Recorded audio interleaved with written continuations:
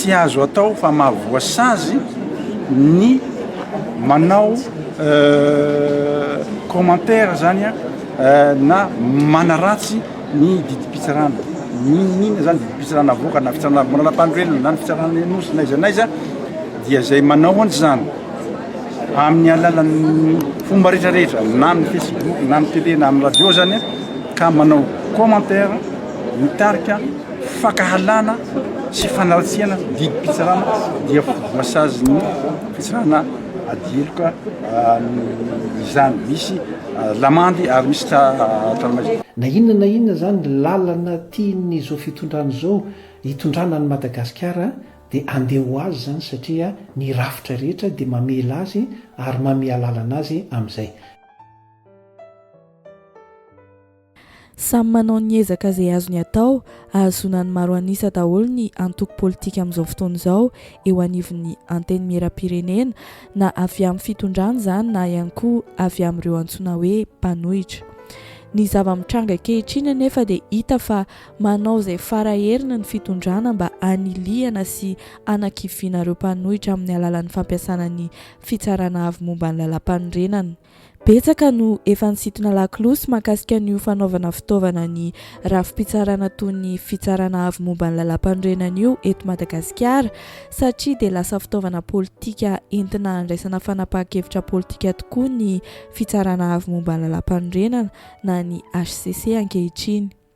Hita taratra amin'izany ny fanonganana olom-boafidy toa ny Herimanana Razafy-Mahefa, filohan'ny anteny Miheran-doholona teo aloha sy i Kristina Razanamahasoa, solombavam-bahoaka voafidy tao anatin'ny demokrasia no sady filohan'ny anteny miheram-pirenena teo aloha ihany koa.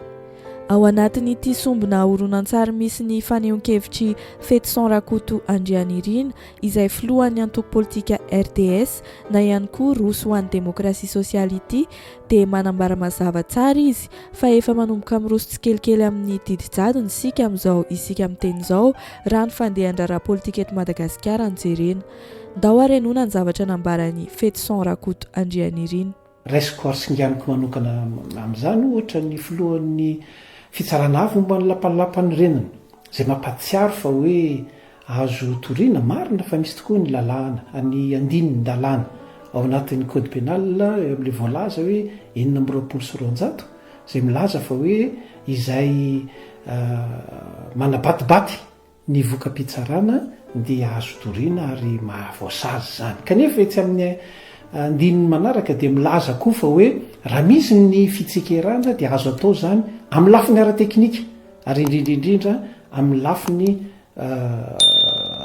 fanohizana izay mety ho fitoriana ray zay sangasanga zavatra zay zany dia efa ahafantarantsika sady fa efa miroso tsikelikely any amin'ny fametrahana ny didiko felehibe eto Madagasikara isika satria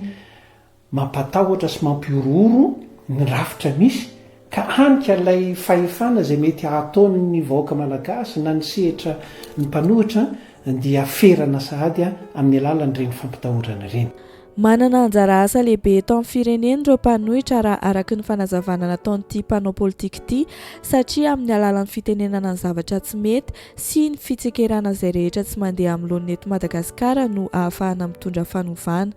ka ankehitriny raha nambara indray fa hiarany sazy izay mahasamy teny ny zavatra tsy mety na ihany koa ireo izay mitsikera-ny fomba fiasan'ny filohan'ny fitsarana avy momba ny lalam-panorenana na ireo izay manaratsy ny didy izay tsy azo ivalozana avoakan'izy ireo dia tsy afaka ny teny ny vahoaka na inona mitranga eo.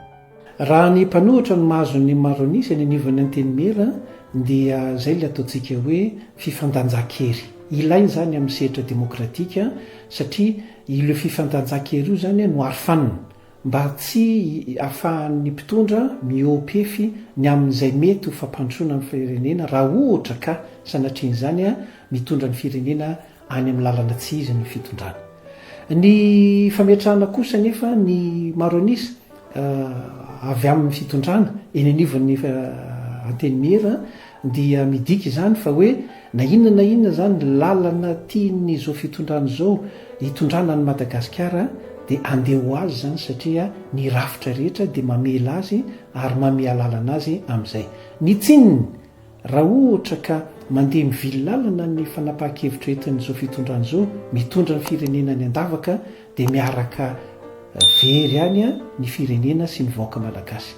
Raha tahiny kosa nefa moa ka hoe tena fampandrosoana marina no ilaina ary tena petraka n'ilay fitondrana dia mazava ho azy a handeha zany asa fampandrosoana zany. Ny zava-misy anefa dia tsy izay no iainantsika. Naneho hevitra ihany koa ny ministra ny fitsarana teo aloha Johnny Richard Andriamaefarivo fa lasa endrika baiko ny fanapahan-kevitra raisin'ireo rafi-pitsarana toy ny HCC eto amintsika ankehitriny. Ny fitsarana avy momba ny lalam-pandrenana nefa dia tokony hitandro ny asan'ny pitsarana amin'ny rariny sitsiny hatrany. Raha araka ny nambaran'ity ministra teo aloha ity dia ny tombotsoam-pirenena ny tokony hifantohana rehefa handray fanapahan-kevitra fa tsy izay baiko ny fitondrana rehetra no ny tombotsoa manokana na tombotsoana antokiray na ihany koa no ny resaka politika fotsiny. Dia miara-manaiky tsika fa raha tiana hiverina ny firenena tandalana araka ny voalaza ao amin'ny zavaravina ao amin'io lalam-pandrenana io dia mila fiekena aloha fa misy zavatra tsy mety. Anisan'ny tsy mety ny fanaovana ampimampa ny fahefana ho an'ny tombotsoa n'olombitsy na tombotsoa n'antoko fa tsy tombotsoa pirenena. Raha ataon'ity zany ka milaza tsika fa antoko iray no avy hatrany dia manapa-kevitra ny mety mahasoa na tsy mahasoa ny firenena eto amin'ny tanindrazana tany sy ny fanjakana dia afaka hiteny zany tsika hoe tompon'andraikitra eo amin'ny fetezana sy ny mety ho fetezana izao. Manaraka izany Madagasikara dia anisan'ireo nanao sy niaraka tamin'ny firenena maro tamin'ny sata amin'ny fehezon'olombelona ka zo fototra ao anatin'izany sata izany ny fahazoana fitsarana tsy mitanila hoy Maître Eric Andrianahaga kanefa tsy izay ny zava-miseho ankehitriny. Eno indray ary ity fanazavana nataony Maître Eric Andrianahaga ity. Ary ao anatin'ny lalam-panorenan'i Madagasikara ny 2017 dia manamafy an'izay hoe tena zo fototra ary ny fanjakana no miahy sy mampisy ary mampiorina izay hoe fanajana ny zon'ny fiarovana izay. Raha resaka exemple akaiky zany ianao dia hoe nisy le didim-pitsarana navoaka ny fitsarana avy momba lalam-panorenana ny amin'ny votoatiny tsy manana ho lazaina fa ny fanamariana ara-teknika tiana ho zaraina zany dia le mikasika an'ilay hoe fomba nentina nakana n'ilay fanapahan-kevitra izany hoe les droits processuels resahako eto momba ny zon'ny fiarovana. Raha namaky kely an'ilay izy dia hoe nametraka fangatana mpiaro an'ny Ramatoa Razamahasoa Christine hoe mba mio fotoana izay satria le 26 mars angamba izay ny voarainy ny filazana dia hoe mio fotoana izay fa tsy ampy ny fotoana. Izay zany le hoe tsy fahampiany fotoana dia ny lalàna iraisam-pirenena dia mametraka tsara mihitsy hoe zo fototra ny mahazo fotoana ahafahana mitondra ny fanamariana sy fanazavana mikasika an'izay fanankanana apetraka amin'ny tsirairay. Ataon'ny fitondrana entina nimbazimbana ny zon'olombelona tokoa ny lalàna ankehitriny kanefa ny ankabetsahan'ny vahoaka malagasy dia tsy hainoana feo raha araka ny nambaran'ny profesora Raymond Ranjeva. Tsy misy tsony ny fampiarana ny lalàna satria hatrany amin'ny ambany indrindra ka hatrany amin'ny faratampon'ny rafi-pitsarana mihitsy no efa tsy misy manaraka an'izany lalàna izany tsony. Ka manoloana an'izany indrindra dia mampametra-panontaniana tokoa aloha hoe mbola ilaina marina ve ny fampianarana an'izany lalàna izany eto Madagasikara hoy hatrany profesora Raymond Ranjeva. Ny fampiasana ny lalàna sy ny tany tandalàna entina nazimbazimbana ny zon'olombelona ny rara sy ny marina ary nitsy ny fahefan'ny mpitsara fitsarana hitsara sy anapaka araka ny fitsipy-dalàna ny eritreritra sy odi-tsay-pandinian'ny mpitsara ary ny fahaliovan'ny fahatsarana fitsarana dia lasa tandra vadik'oditra ho an'ny mpitondra fanjakana sy fitsara sasany ary ny vahoaka tsy miraharaha ka zay fihetsika zay dia adika fa mankasitraka izao toejavatra izao hatramin'izay fa tsy voa izao kory. Ankehitriny anefa indrindra fa tatoato dia mitatra ireo maneho ny atezera eo am'lohan'ny fiomboniny zany fanazimazimana izany. Velom-panontaniana ny mpampianatra lalàna raha toa ka mbola misy ilana ny fampianarana lalàna ankehitriny. Maro ireo mpamiravirany lalàna toa mpitsara, mpisolovava, fiarahamonim-pirenena sy ny hafa tsy tamboisaina tsy misalasala milaza fa ady varotra tsy tahotra tsy enatra intsony ny fandaminan-draharaha mpitsarana. Toy ny fanehoan-kevitra nataony profesora Remoranjeva ihany, rehefa tsy misy ny fampiarana ny lalàna araka ny tokony ho izy dia tsy hisy ny filaminana. Ndao ary anotsika tao anatin'ity horonan-tsary fohy ity ny fanazavany an'izany. Tsy afaka ny mody tsy mahita izany toe-javatra mahatsiravo izany. Izahay mpanao lalàna, mpampianatra lalàna na mpisitraka ny fampiarana lalàna fantatra ary araha manaiky toy ny tafika andrefa-tanàna fa rehefa tsy ny fampiarana lalàna marina ny itodiana handravonana ny olona fa tsy vita ny ara-pihavanana intsony dia arava ny fampitokisana eo amin'ny fiarahamonina ary tsy misy tsony ny fefy na aro hitandrona ny fandriampahalemana. Pongatra ary ny tsangakevitra mandrangaranga fa ny fampiasan-kely sisa mandaitra hamerena ny fiarahamonina amin'ny anarany zay lazaina hoe filaminana araky ny fandikan'ny fitondrana azy. Mbola mifandray amin'izay ihany koa ity fanehoan-kevitra nataony profesora Jean-Louis Rakotombo manaraka ity. Amin'izao fotoana izao dia mila fanorenana hatramin'ny voalohany mihitsy ny lalam-panorenana eto amintsika satria betsaka loatra ny zavatra tsy mety hita ao amin'ny fitsarana avy momba ny lalam-panorenana. Tsy mitombina ragadraina daholo ireo izay rehetra milaza sy mitsikera ny zavatra tsy mety ao amin'ny HCC. Eno indray ary ity fanehoan-kevitra ity. Mila manao refondation isika fa raha tsy zany dia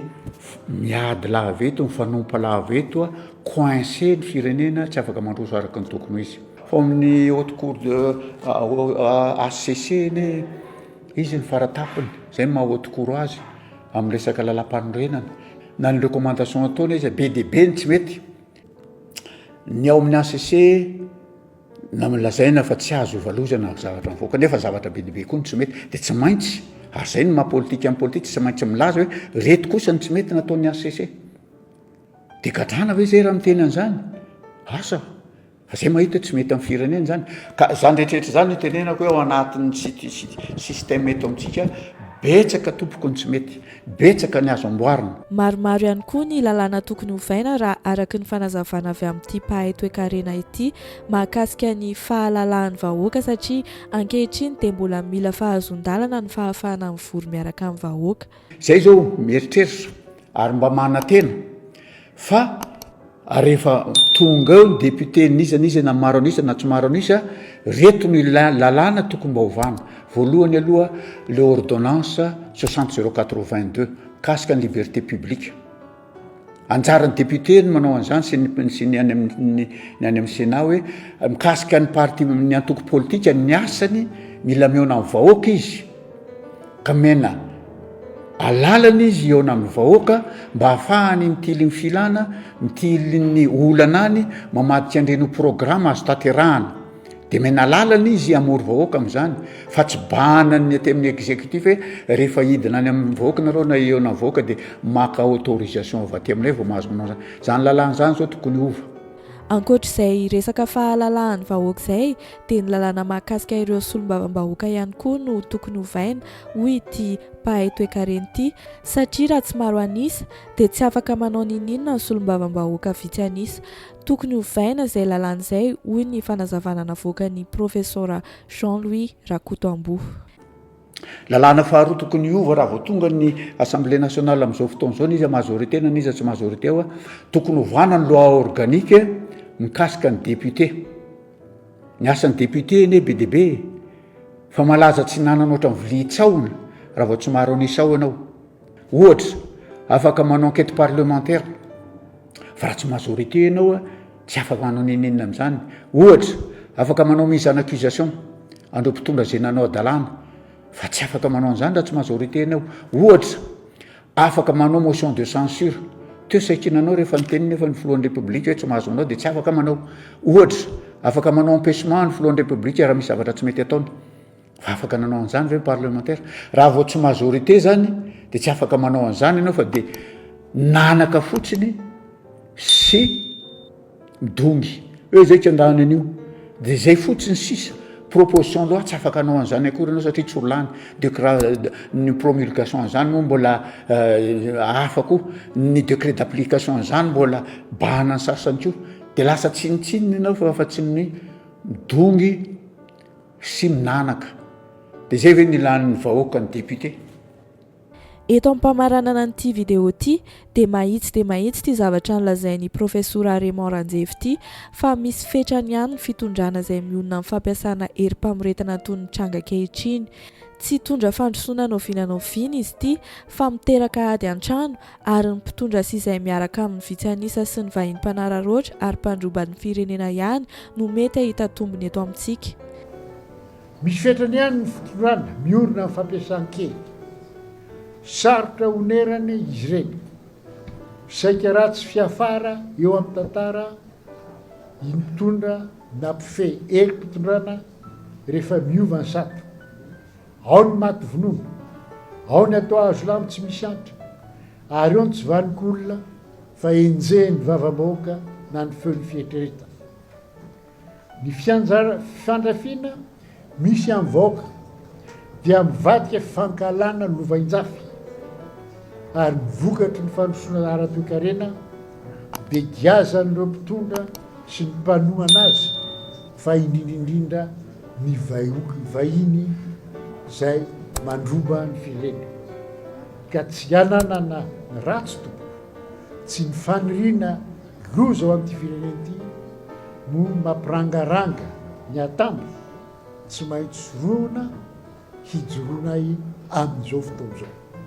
Dia izay indray ny vidéo antsika androany. Azadiny manao j'aime an'ity vidéo ity sy misabone amin'ny chaîne. Mankasitraka antsika rehetra nijeratra amin'ny farany dia amin'ny manaraka indray.